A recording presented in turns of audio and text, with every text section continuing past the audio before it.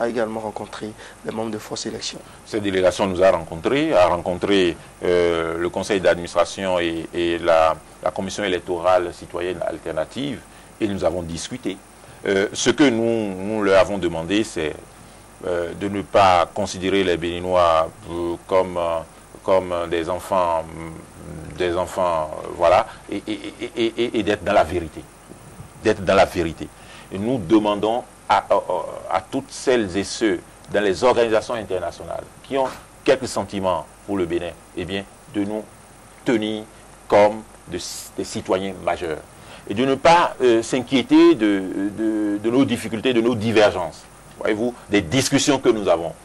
Le Bénin n'ira pas là où on craint ce qui se passe dans les autres pays. Non. Nous allons organiser les élections. Après tout, c'est quand même le Bénin, l'exemple de la démocratie. Absolument. Mais est-ce que nous n'abusons pas aussi un peu de cela? Je suis l'un de ceux qui pensent que nous en abusons. Mais je crois que ça va se stabiliser. Mais ce que nous demandons donc à la CEDEAO, il ne faut pas que ça soit la CEDEAO comme dans les autres pays. Non, il faut nous tenir vraiment comme des personnes adultes. Le Bénin est un État adulte. Et à partir de ce moment, faire en sorte que des tractations, que des observations, eh bien, qu'on ait la vérité. Il faut faire des observations de vérité. Et moi, je considère que nous n'avons pas besoin fondamentalement d'observateurs étrangers dans ce pays. Nous avons des ressources internes sur place, mais formées de qualité, voyez-vous, de qualité suffisante, n'est-ce pas, pour observer nos élections. Et donc, je pense, on ne peut pas fermer... les élections ailleurs, oui, on ne peut pas fermer nos portes à ceux qui souhaitent venir chez vous, et chez nous, ces choses, ces bonnes choses, de les accueillir. Mais nous aussi, nous sommes nos propres observateurs, nous sommes nos propres certificateurs des élections à venir. Et c'est pour cela que, à notre égard, à notre endroit, moi j'appelle à la veille permanente. Nous n'avons plus le temps de dormir. Nous ne devrions plus dormir. Je pense même que celles et ceux qui ont quelques ressources, soit en véhicule, soit, etc. Dans les bureaux de vote, il y aurait des problèmes de logistique quelconques. Il y aurait des problèmes de déplacement des urnes dans un village, etc. Il faut que nous soyons suffisamment généreux pour mettre à la disposition cela pourrait donner lieu à d'autres interprétations. Non, nous-mêmes, nous le faisons. Voyez-vous, moi, en 2006, j'étais dans une commission. Voyez-vous, formels, n'est-ce pas, vraiment ne sont pas compatibles avec et il nous est arrivé de déployer nos propres ressources, et nous le faisons, nous l'avons toujours.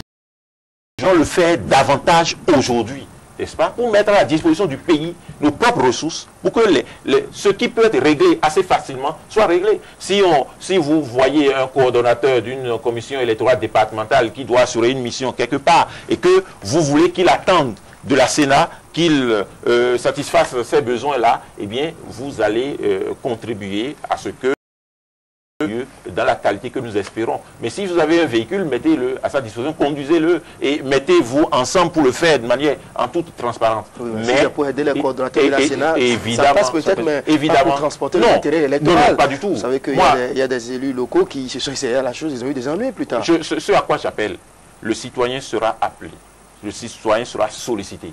Il faut que lorsqu'il sera appelé, il faut qu'il soit présent. C'est tout ce que je peux dire. Et il faut qu'il soit présent, qu'il ne laisse pas la place à l'obscurité, à l'obscurantisme. Il faut qu'il veille et qu'il éclaire de sa présence, n'est-ce pas, afin les élections, le processus, afin qu'il soit transparent. Maître Diogbenou, de quelle légitimité disposent les organisations de la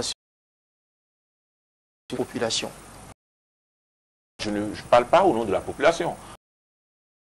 Il y a seulement les représentants à l'issue des processus électoraux, les représentants à divers niveaux qui peuvent parler au nom et dans la mesure de leur élection. Les organisations interviennent parce qu'ils, donc, ce n'est pas posé de quelle utilité être Je ne demande pas ce que le pour les uns et les autres, ce que moi je peux apporter pour mon pays. Voyez-vous, et je parle au nom des membres il y a des associations que je représente. Évidemment, si cela intéresse un peu plus de compatriotes, n'est-ce pas, un espace, c'est un autre problème, mais je ne parle pas au nom des Béninoises et des Béninois, je parle en mon nom, je parle au nom des associations. Ça nous est difficile de dire que il sera organisé, sera représentant de la société civile. C'est pourquoi il nous est difficile de considérer qu'il puisse y avoir la société civile, qu'il peut y avoir un directeur de la société civile incompatible. Voyez-vous, justement parce que nous ne représentons personne. Il y a un téléspectateur qui demande comment expliquer la passivité du médiateur de la République quant à la crise qui secoue le pays. Non, je ne pense pas qu'il est passif. Je pense même que ce n'est pas dans la nature de M. Thévoy d'être passif. D'être passif. Il y a des êtres humains qui sans agir. Voilà. Et je ne suis pas proche de la médiature, je ne suis pas proche de son institution, mais nous l'avons rencontré et il semblait qu'il agit, certes, dans l'ombre, pour une sorte de règlement au processus, enfin aux difficultés que nous rencontrons. Je ne suis pas là pour juger de son action, mais je peux témoigner qu'il n'est pas resté passif. Voilà, il a son représentant à participer au dialogue. Absolument. M. Zokaneni. Tout à fait. Et vous avez appris qu'il a fait des propositions dans les journaux que j'ai lus. Voilà. Évidemment, ces propositions ne seraient pertinentes que si elles seraient. C'est ce vers quoi nous allons progressivement. Ce qu'il a appelé les cahiers de réclamation, je pense que c'est pour procéder à un recensement à lieu avant l'élection et j'espère que nous allons aboutir à cela. Voilà, il y a un citoyen qui se met déjà dans la peau de l'après-élection et qui demande quelles sont les dispositions que Force Élection prend pour éviter que la Cour constitutionnelle proclame les résultats à la manière ivoirienne. Non. Et nous allons, je pense que nous sommes différents, les peuples sont différents et les animateurs de nos institutions aussi sont différents les uns des autres. Je pense que les membres de la Cour constitutionnelle sont l'émanation de notre société du Bénin.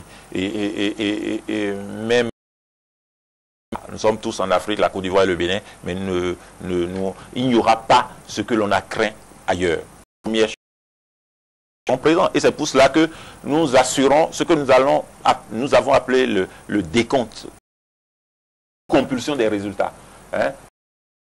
Dans le bureau de vote, nous représentons dans les bureaux de vote des observateurs, nos observateurs, le matin au soir, les 9 heures, je crois, que dure le scrutin, eh bien, et cueillir les résultats que nous aurons pour notre information, pour votre information, pour l'information de l'opinion. Chacun soit présent, simplement. Il faut et que nous puissions mesurer, et s'il y a un écart éventuel entre les résultats, les institutions formelles vont nous donner et le nôtre, que nous puissions réfléchir sur les causes de cet écart. En somme, vous la contrôle